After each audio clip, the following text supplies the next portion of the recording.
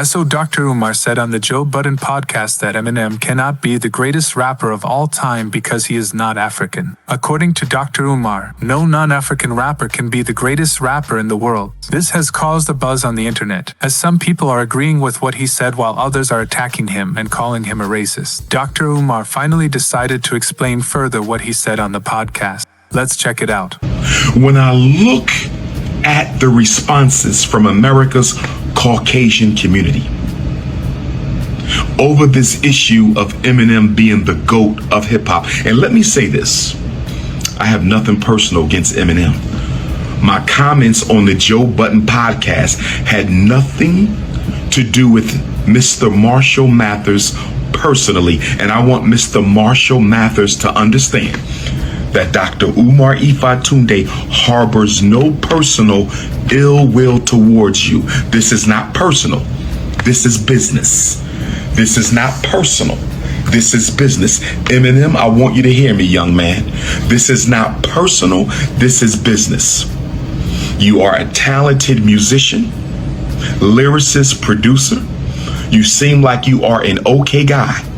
You've never done nothing to me, and you've never done anything that I personally witnessed to be worthy of condemnation. So my comments are not personal.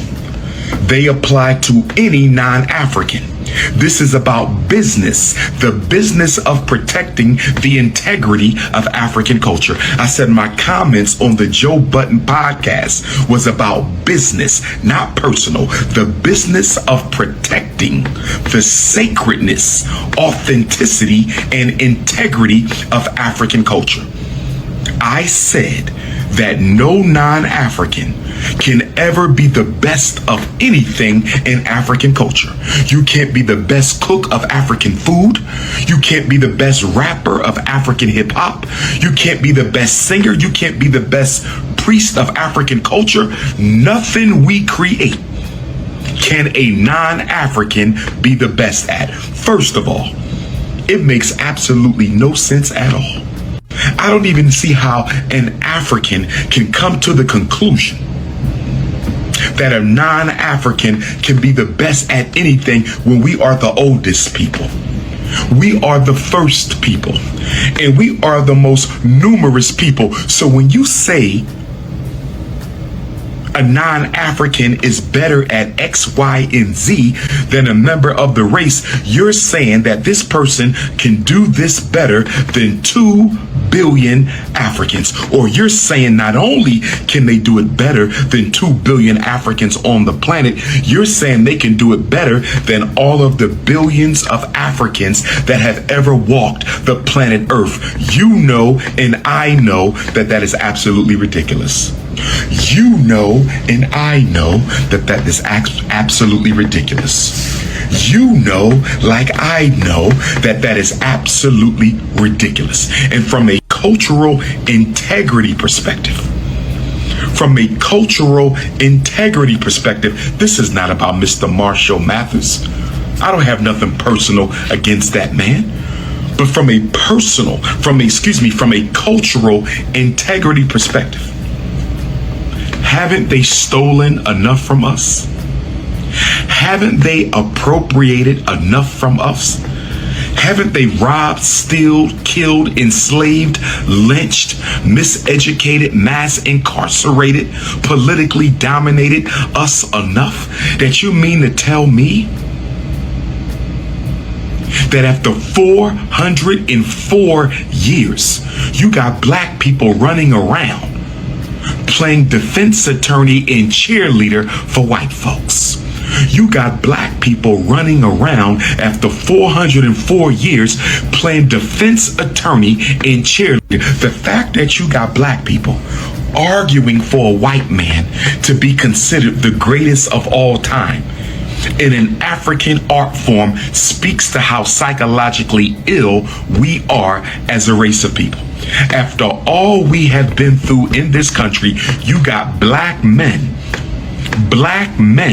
running around playing defense attorney for white folks, advocating for Marshall Mathers. Nothing against Eminem personally, but for a black person to go out of their way to fight for any white person to be considered the greatest of all time in an art form that should be sacred to our community, our culture, and our people is absolutely ridiculous. It is absolutely ridiculous. But let me address the Caucasian community, because I've been called racist probably 1,000 times today, and I don't mind. I absolutely do not mind, because there's a few things we know. After 1,000 years of direct interaction with Caucasians, there's a few things we do know.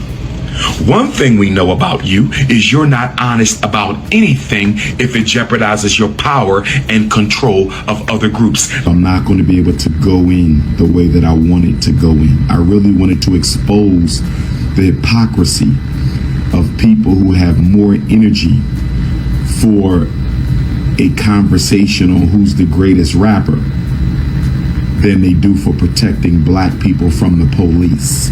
I really wanted to deal with the hypocrisy of these Caucasians who have so much negative energy for being told they have no business exploiting black culture.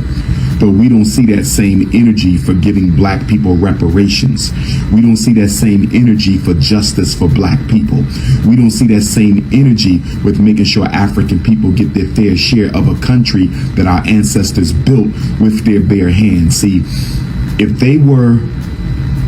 they cared as much about police brutality as they care about Eminem being called the GOAT, if they cared as much about police brutality against black people as they care about Eminem being called the GOAT, if they cared as much about mass incarceration reform as they cared about Eminem being called the GOAT, if they cared as much for black women being sexually trafficked as they care about Eminem being called the GOAT, we would have solved a lot of our problems by now.